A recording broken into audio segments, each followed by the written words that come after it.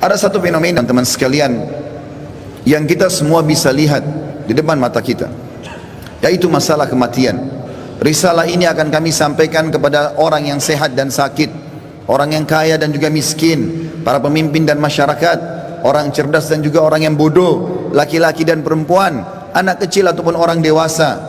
Ingatlah saudaraku, kita akan mengakhiri kehidupan dunia ini. Ada batas waktu di mana kita semua akan meninggalkannya. Semua yang kita kumpulkan dari rumah yang mewah, kendaraan yang kita banggakan, pasangan hidup, apa saja dari pakaian, bahkan perlengkapan dan pernak-pernik kehidupan ini, semuanya akan ditinggal. Pasti kita akan meninggalkannya. Nabi SAW bersabda dalam sebuah hadis yang sahih, kalau anak Adam meninggal dunia, akan ikut bersamanya ke kuburan tiga: keluarganya, hartanya, dan amalnya, serta akan pulang dua, keluarganya akan pulang. Secinta-cintanya seorang istri pada suaminya, pasti dia tidak akan pernah menginap di kuburan itu, dia akan pulang. Cinta-cintanya seorang suami pada istrinya juga tidak akan tinggal menemani istrinya di kuburan. Orang tua dengan anak, teman dengan temannya, bawahan dengan atasannya, semuanya akan meninggalkan kuburan tersebut. Begitu juga dengan harta, mobil semewah apapun hanya diparkir di pagar kuburan. Setelah itu akan dibawa pulang menjadi warisan. Yang tinggal bersama kita hanya satu, amal kita, yang selama ini selalu kita lalaikan. Mikrofon masjid dengan keras, panggilan dari Allah, hayya 'alas shalah, hayya 'alal falah, ayo salat, ayo menuju kepada kemenangan, kita lalaikan. Orang miskin yang mengetuk-ngetuk kaca mobil di sebelah rumah orang miskin tidak makan, mengulurkan tangannya, lalu syaitan membisikkan kuping kita mengatakan orang itu masih muda, masih kuat, lalu kita mengiyakan syaitan sehingga kita tidak mengeluarkan sedekah tersebut. Al-Quran hanya menjadi hiasan, berbangga-bangga dengan kertasnya, dengan sampulnya yang bagus, penerbitnya yang dikenal, atau yang bestseller yang dijual di pasar-pasar. Bukan lagi berfungsi sebagai ayat-ayat Allah, peringatan yang harus dibaca dan jadi prinsip hidup, hanya menjadi sebuah kenangan saja. Begitu juga dengan orang tua yang dilupakan, hanya kena jabatan yang sudah naik, harta yang sudah mulai melimpah, memiliki pasangan yang cantik, anak-anak yang banyak, sehingga orang tua di kampung halaman dilupakan. Telepon pun hanya setahun sekali. Tidak ada lagi kejar pahala dan surga dari kedua orang tua. Padahal seorang salafus saleh pernah menemukan salah satu orang tuanya meninggal, lalu dia menangis terisak-isak. Kemudian murid-muridnya menanyakan, kenapa anda menangis? Kata dia, sungguh satu pintu surga sudah tertutup untukku, maka tertinggal satu lagi. Dan sekian banyak fenomena dalam kehidupan kita yang kita lalaikan, saudaraku seiman. Dengarkan dan renungi baik-baik bagaimana Allah mengingatkan dalam kitabnya tentang masalah hari pulang ini. Yang pertama disebutkan di dalam Al-Quran surah Al-Baqarah ayat 281. Allah berfirman, dan kekal ditilawakan oleh orang-orang beriman sampai hari kiamat. A'udzu billahi minasyaitonir rajim. Wattaqu yawman turja'una fihi ila Allah, thumma tuwaffa kullu nafsin ma kasabat wa hum la yudhlamun. Takutlah kalian, persiapkanlah diri kalian, fikirkanlah baik-baik, masuk semua dalam makna wattaqu. Hati-hatilah kalian dengan hari di mana kalian akan dikembalikan kepada Allah. Kemudian setiap jiwa akan diberikan balasan dan laporan dari amal-amalnya, baik ataupun buruk, dan mereka tidak akan dizalimi sedikit pun. Kalau hari ini teman-teman kita melihat seseorang kerabat kita, teman sejawat kita, partner bisnis kita dibungkus dengan kain kafan dan meninggal, dan kita mengantar ke kuburan sebagaimana mungkin itu sudah pernah kita lakukan, maka satu waktu nanti kita yang akan diantar. Teman-teman sekalian masih malas sholat, sholatlah teman-teman sebelum anda disolati oleh orang-orang. Banyak orang meninggalkan saf pertama masjid, padahal itu keutamanya sangat besar, tapi dia menunggu dia akan disolati di saf pertama pada saat meninggal dunia. Ini kerugian, penyesalan akan datang terakhir, saudaraku seiman. Dalam ayat lain Allah berfirman dalam surah Al-Baqarah ayat 48, A'udzu billahi minasyaitonir rajim. Wattaqu yawman la tajzi nafsun an nafsin syai'a wa la yaqbalu minha syafa'atun wa la yu'khadhu minha 'adlun wa la hum yunsarun.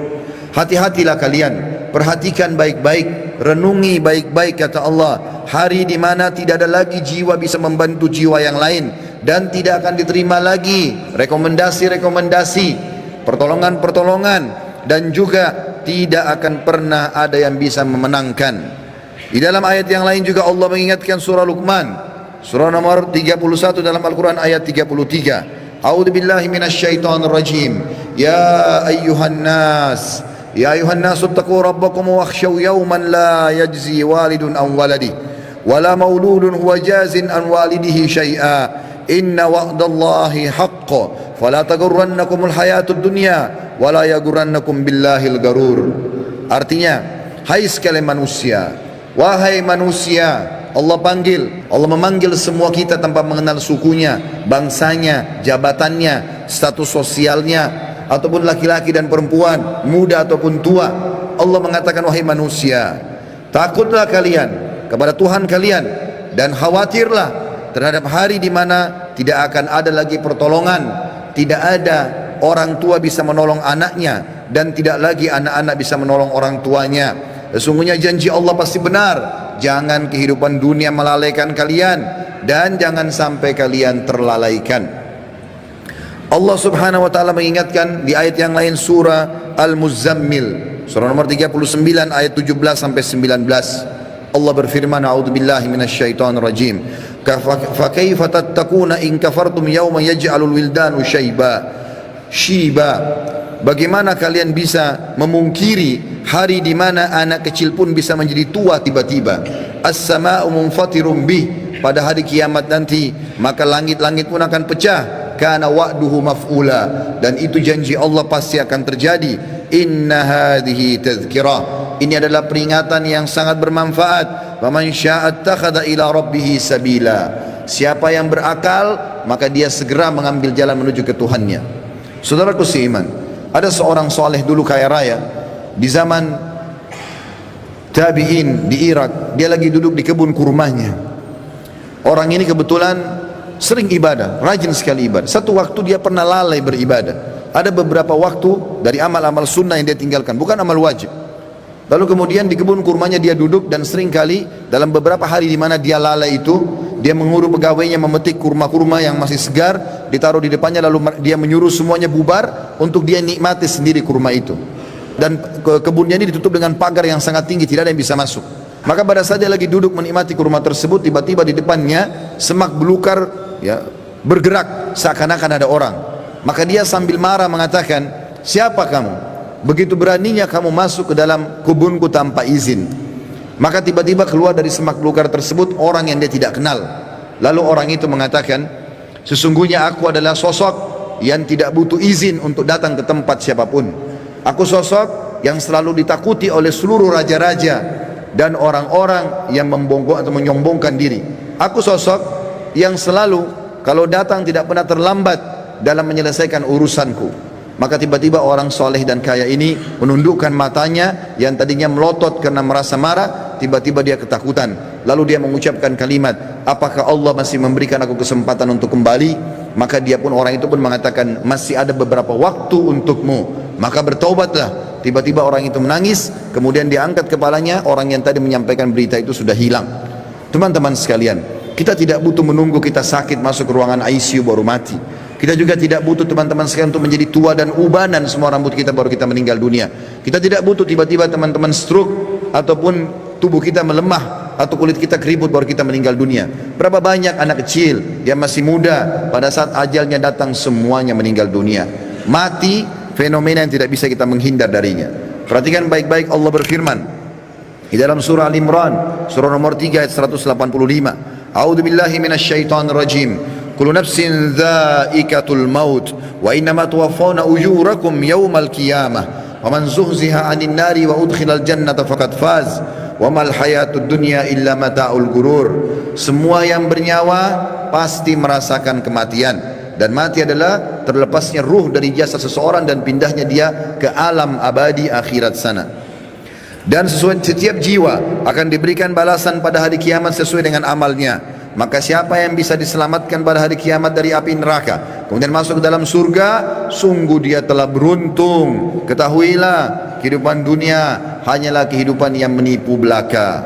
Di dalam ayat lain Allah mengingatkan juga dalam surah Al-Anbiya, wahai para orang ragawan yang merasa badannya berotot, kuat, segar, atau orang-orang yang menjaga kesehatannya dengan vitamin yang mahal, tidak akan bermanfaat pada saat ajal datang. Wahai orang-orang yang merasa hartanya banyak, orang yang selalu memerintahkan banyak pegawainya. Sadarlah teman-teman sekalian, bahwasanya itu hanya sebentar. Semua ada pertanggungjawabannya. Allah mengingatkan dalam surah Al-Anbiya, surah nomor 21 ayat 35. A'udzubillahi minasyaitonir rajim. Kullu nafsin dha'iqatul maut wa nabluukum bisyarri wal khairi fitnah wa ilaina turja'un. Semua yang bernyawa pasti akan mati, dan kami menguji kalian dengan kebaikan dan keburukan sebagai fitnah. Maka kalian harus tahu kalian akan dikembalikan kepada kami. Maksudnya kata ulama tafsir, kebaikan adalah dengan jabatan, dengan harta, dengan kelebihan paras wajah, fisik, pasangan hidup, keturunan yang banyak. Itu cobaan dari Allah subhanahu wa ta'ala. Bersyukur tidak? Digunakan dalam ketaatan kepada Allah atau tidak? Dia tunggangi enggak itu untuk panen pahala yang besar pada hari kiamat? Begitu juga kami uji kalian dengan keburukan. Keburukan juga datangnya penyakit, gangguan orang, semua melalui itu. Bersabar tidak, sehingga akhirnya mendapatkan pahala yang maksimal pada hari kiamat. Di dalam ayat lain surah Al-Ankabut, surah nomor 29 ayat 57 juga Allah berfirman, A'udzubillahi minasyaitonir rajim. Kullu nafsin dha'iqatul maut, thumma ilaina turja'un. Semua yang bernyawa pasti akan mati. Sekuat apapun dia, sehebat apapun dia sembunyikan dirinya dalam sebuah bangunan yang besar, pasti dia akan mati dan akan dikembalikan kepada kami. Di dalam ayat lain Allah lebih jelas lagi menekankan masalah itu dalam surah An-Nisa. A'udzubillahi minasyaitonir rajim. Ainama takunu yudrikumul maut walau kuntum fi burujim musyayyadah. Dimanapun kalian sembunyi, pasti mati akan datang kepada kalian, walaupun kalian sembunyi di dalam bangunan yang sangat kokoh. Dan terakhir ayatnya adalah Allah SWT mengingatkan dalam surah Jum'ah, ayat yang sudah sangat masyhur, surah nomor 62 ayat 8. A'udzubillahi minasyaitonir rajim. Qul innal mauta alladzi tafirruna minhu fa innahu mulaqikum thumma turadduna ila alimil ghaibi wasyahadati fayunabbiukum bima kuntum ta'malun. Katakan hai Muhammad, sampaikan kepada semua manusia, terutama umatmu, mati yang selama ini kalian tidak mau kenang, tidak mau ingat, tidak mau punya persiapan, pasti akan mendatangi kalian. Kemudian kalian akan dikembalikan kepada zat yang maha mengetahui yang gaib dan juga yang nyata, dan akan memberitahukan kepada kalian apa yang telah kalian amalkan. Saudaraku seiman, ingat, ruangan ICU di rumah sakit hanya 2 atau 3, dan orang yang sedang berobat di rumah sakit lebih sedikit jumlahnya daripada orang yang berjalan di sebelah rumah sakit. Di pinggir jalan lebih banyak, artinya lebih banyak orang meninggal yang tidak sakit. Hati-hati. Berapa banyak orang yang muda, masih anak-anak sudah dipikul di geranda jenazah. Sadarlah teman-teman sekalian, mati ini kalau selalu dikenang, dia akan jadi pengontrol dalam kehidupan. Maka kita hanya selalu tahu yang kita nikmati yang halal, yang kita kerjakan yang diperintahkan oleh Sang Pencipta Allah, dan semua yang haram, bahkan yang makruh pun akan ditinggalkan. Mati adalah pengawas yang sangat baik. Makanya kata Nabi SAW dalam sebuah hadis, kafa bil mauti dzakira. Cukuplah mati itu akan menjadi peringatan bagi orang-orang.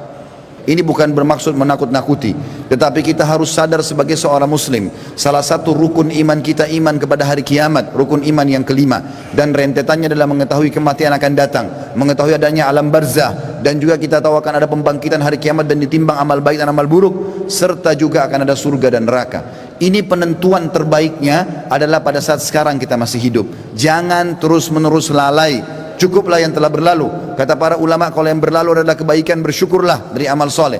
Kalau perbuatan buruk, maka bertaubatlah. Kalau seandainya kamu masih hidup hari ini, perbaikilah amalmu hari ini, dan hari esok kau hanya bisa membuat program. Oleh karena itu teman-teman sekalian, hati-hatilah dengan masalah-masalah seperti ini. Sebaiknya setiap muslim harus sadar, memperbanyak mendalamkan ilmu agama dan beramal soleh, serta bertobat dari dosa-dosanya.